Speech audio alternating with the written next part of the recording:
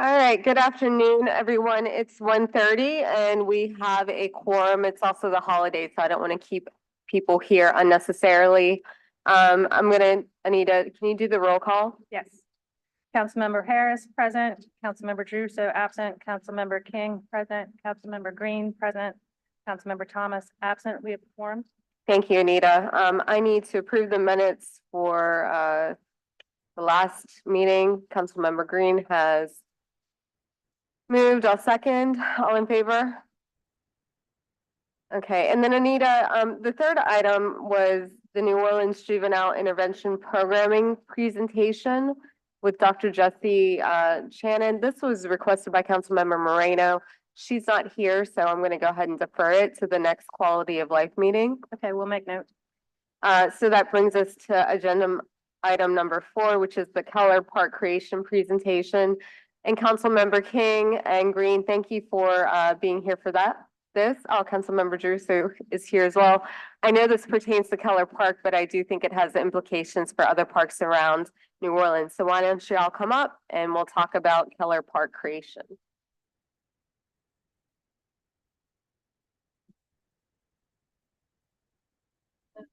I will put you here. Okay. All right.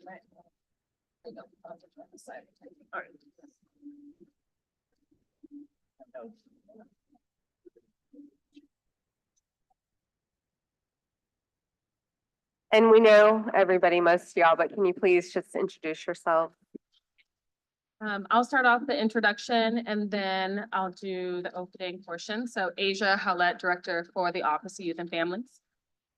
Lois Brink with the University of Colorado. Michael Karam, Director of Parks and Parkways for the City of New Orleans. Larry Barabino Jr., CEO of NORA Commission. Good morning, council members. So before we get started on this presentation for Keller specifically, I just want to highlight what Councilmember Harris just said, the implications that this has for all of our park spaces. One of the things that I do want to go ahead and say is that I know that this process started probably about a year ago, so this is not a new agenda item. And when the original ask was kind of brought to attention, it was like, how can we quickly turn this space around to make it a space that is usable, that's beautiful? And Mike, who we love so much, has done that team has done the work of putting those numbers together and getting our plan together. What we want to present is another option. And we want to present a second option because we know that there's always the option of a middle ground, but we also want to set the tone for our baseline for what we will be offering community.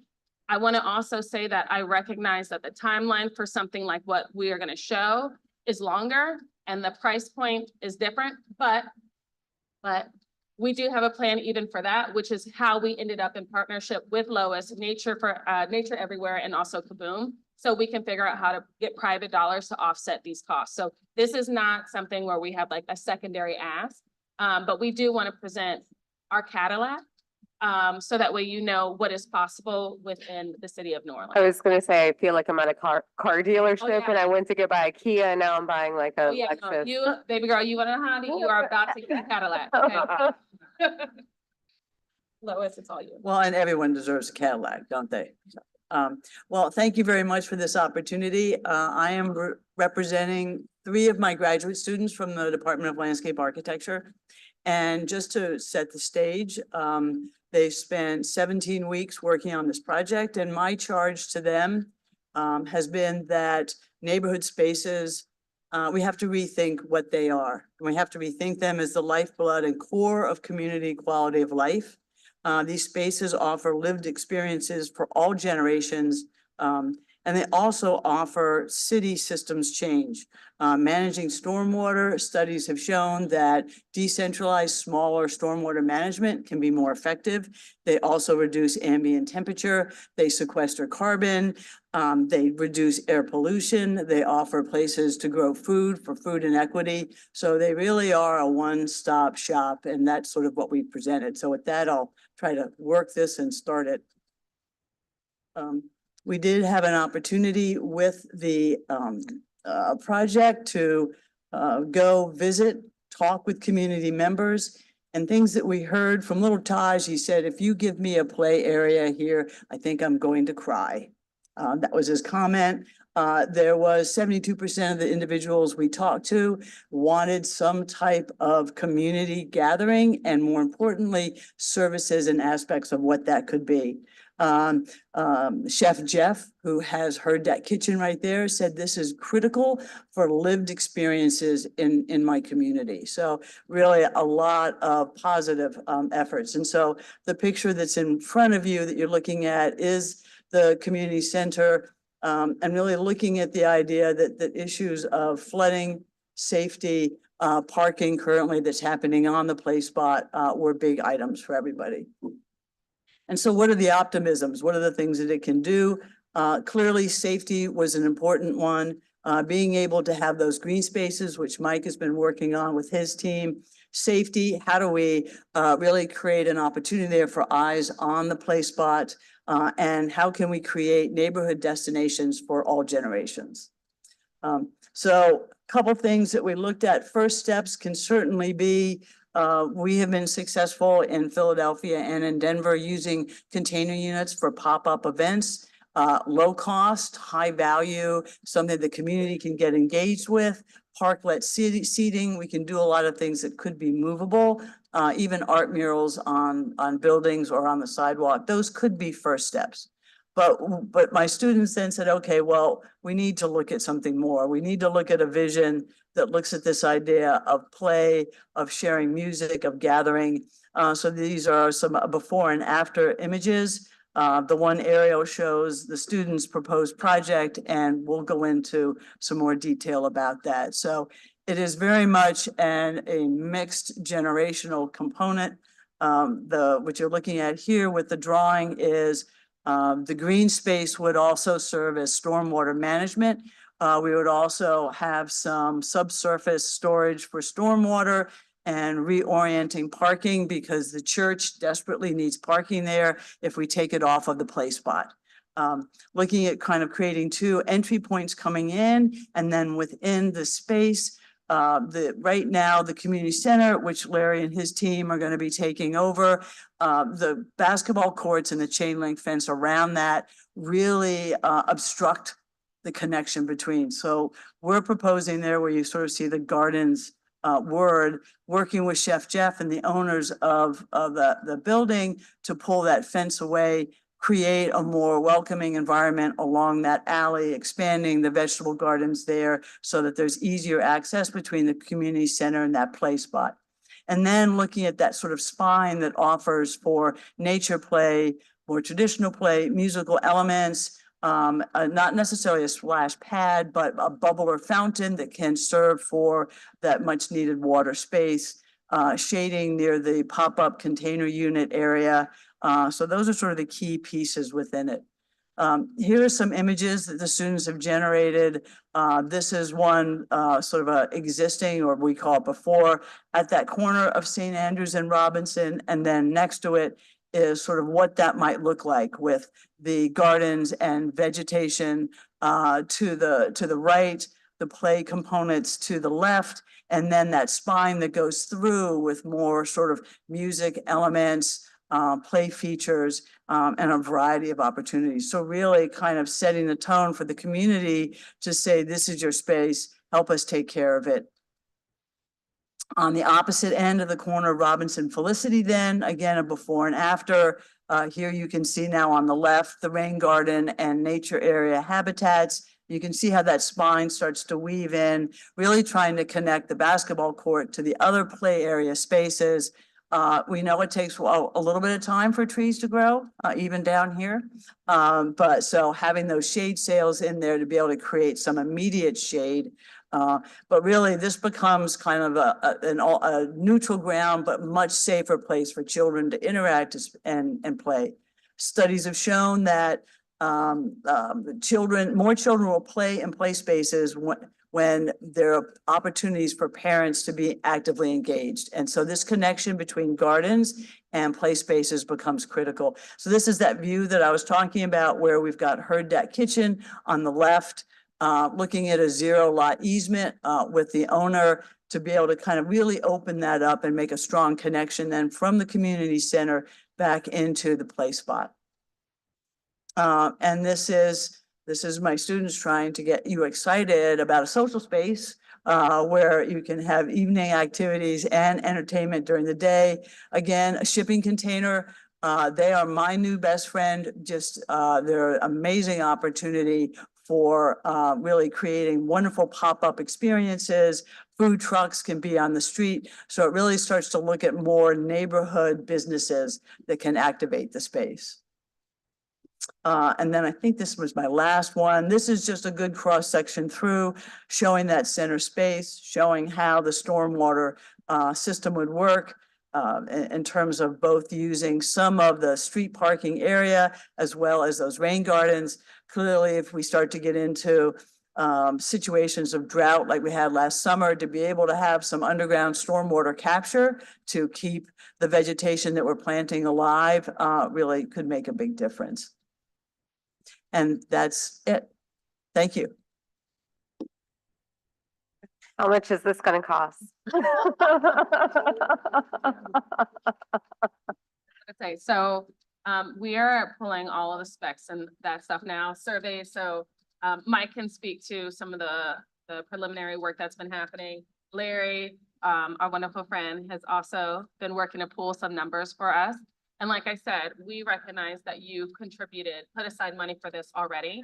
And this was actually in the bucket that OIF was looking at in terms of additional park investments with additional partners. So Mike and Larry already have their stream of work that they have been plowing on. And so we're saying if we are gonna do these ones, this is on top of that, and we were gonna figure out additional ways to make this happen. So obviously, we're gonna pull you for another meeting so that way you can get all the details as we have those details, but we didn't want to wait to show you this part. No, look, it's beautiful, and if we can pull this off, I think it would be huge for the community. Councilmember King's church is nearby. And I think, you know, certainly that folks in the neighborhood would be appreciative of it, especially as we get more programming in the Keller Center. My concern are a couple things: safety. You know, I don't see fencing in here, lighting. I think if it's activated, then we will see less needles, drug use, things like that. But certainly I think safety is a concern. And then again, how are we gonna pay for it? So how much money did we allocate? I think I believe 200,000 200K. in So we, the Parkway's 2024 budget. okay, and then we need how much more? I would say maybe around between 4 to 6 Total? addition, So 800K for this park? potentially, potentially. I'm saying that I'm looking at the budget here. now, as we're still pulling the numbers. Yeah, So that's why I don't want anyone to be too alarmed yet. okay, Yes, it is, but again, we can do a middle ground. yep. So we don't have to tip all the way over. So no panics on that yet, because we do have a plan. Yeah. Yeah, and I think sponsorship too. I mean, I think this could be a great opportunity for, you know, the Pelicans have already put in the basketball court. Maybe they want to give some more money to put in a fuller park. Gail Benson, if you're listening, Yeah. I'll be calling you. Yeah, and I think that just the one piece, we had a lot of conversations with some of the residents, you know, with their friends sleeping on their steps. And I think there is a strong commitment. What I've seen in research across countries, when you activate a space like this and you have people there, it can help. Part of the idea with the container unit is to do a really stupid, simple, and believe it or not, it can be cheap, off the grid with a couple solar panels that can allow for lighting. It can allow for cameras so that, you know, either Chef Jeff or in the community center, starting to kind of track those components. And once individuals know that that type of surveillance is going on, ironically, it's too bad, but they find other places to go, or maybe they're not going to be so visible. And the stormwater piece, you know, it is a big chunk, maybe that can wait. So there are definitely ways, I think, that you can do this, that allows for the breadth of activities to go on without being everything.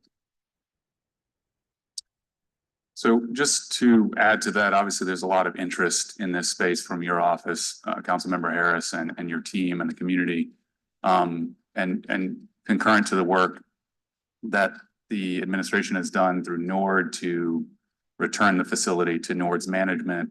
Obviously, Larry and his team have upgraded the basketball court as well.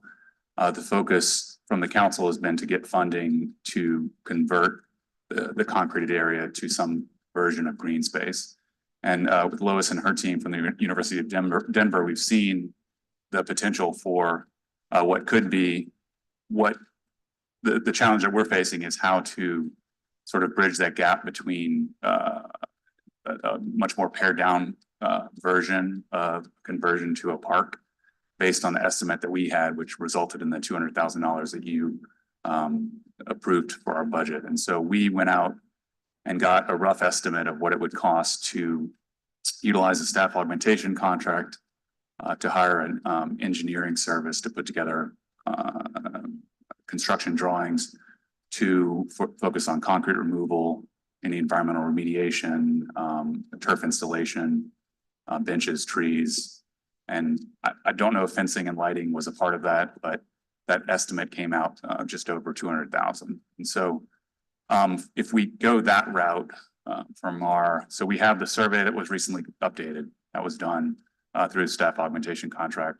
The next step would be to utilize those services so that we can put together some construction drawings and then have that ready to go out to bid, based on this pared down version of a conversion to green space. That being said, Lois and I and Larry have talked in the past in Asia about, it's not a full-sized green space to where it can be utilized for ball sports and such. And so, the aim of the community, the aim of you and others in the administration needs to, time and cost needs to be taken into consideration. And so that's kind of the challenge that we face. So, so from the North's end, thank you for helping make the space available for us because we needed it for summer camps. We expanded summer camps.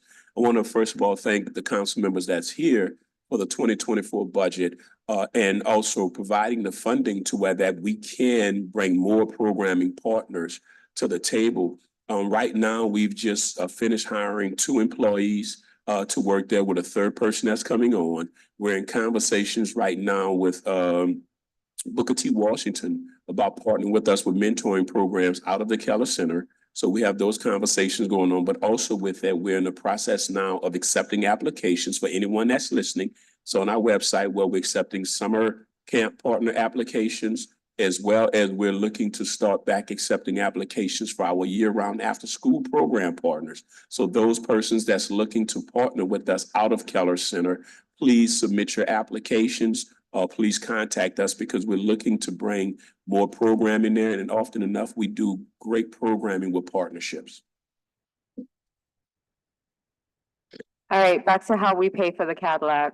Okay. Any more thoughts? Yeah, so we actually, I think the partnership was announced maybe last Friday between Nature Everywhere, the city, and Kaboom.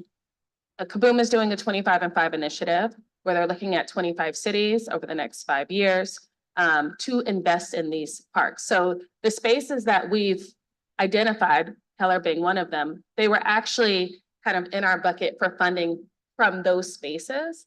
And then you happen to already been working on it. So that's how that alignment happened. So for all of the spaces that we're looking at, there's one in Algiers that I've been talking to King about. There's one in the east and then also the lower 9. So for those 4 spaces in particular, we were already doing the work of figuring out from Nature Everywhere, what is our dollar amount? From Kaboom, what is the dollar amount? In order to make sure all of these projects are online within the next 2 years. So that's why I was like, all of this has actually just started to line up in this moment, which is why we're like, this might be a great opportunity to show you what could come from it.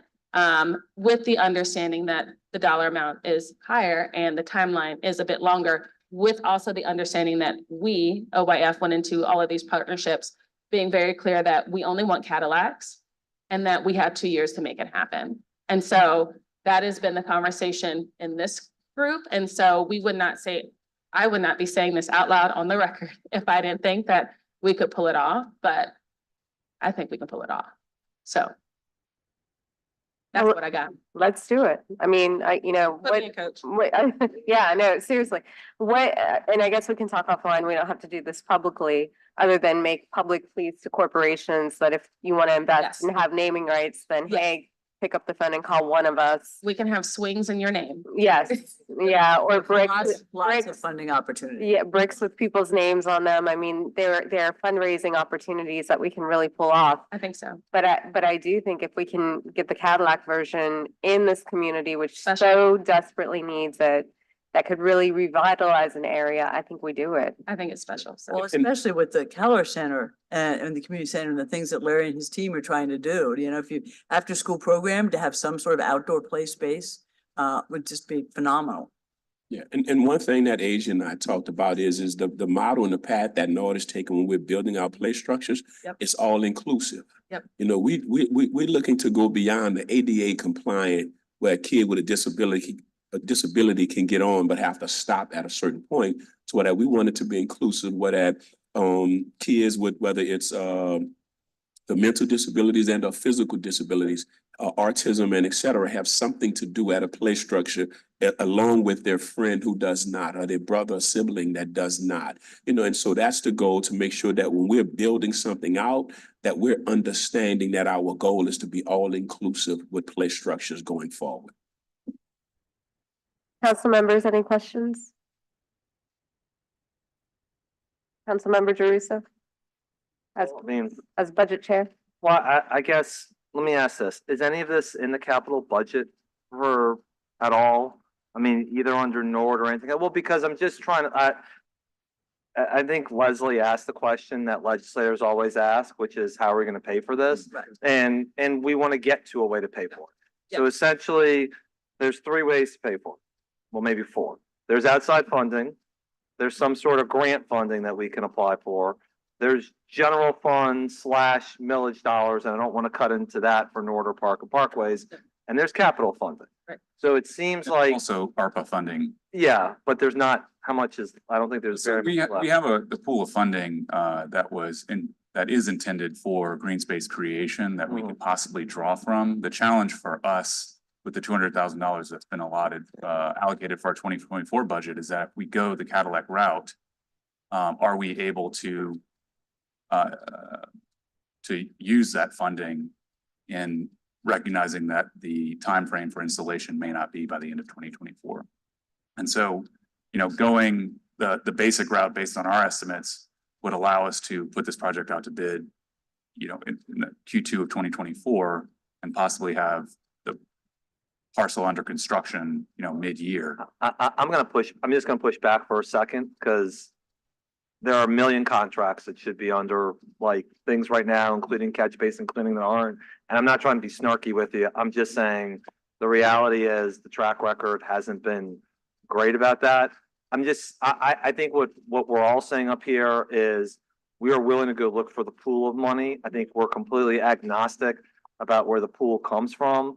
But let's talk about how we can slice and dice and stack and get everything to where it needs to be. Yes. Okay. We are putting the timelines from each of those institutions that I just named together, so that way you can see where we're headed and then our ask for that. So it is still coming soon. This meeting happened to happen a little bit sooner than this partnership was expecting because of the work that y'all had previously been doing, but we have full intention of sharing Right. the entire plan with y'all. And I think also just to understand perhaps the magnitude of Children in Nature Network, they are aligned with the National League of Cities. They have 25 different cities right now across the country that they have been working on greening. But this is the first time ever that Kaboom, as a major national play organization, and Children in Nature Network have come together to say, we want to pick a city, and they're only going to pick another 20 cities, and really reduce and eliminate play equity and nature inequity across the city. So this is a big deal to them. and for Asia and Larry and Mike to be successful and all of you to be successful. There are a lot of eyes on this and a lot of support that's going to be coming along with this. It's just, we are just getting out of the gate right now. But I think it's, the pots of money are out there. We just are kind of ready to go find it, so. Let's do it. Yay, good news. We've had two good news, Yeah. 3 good news Uh, meetings today. It's the holidays. It's the holidays. Well, happy holidays, happy Hanukkah, Merry Christmas, happy Kwanzaa.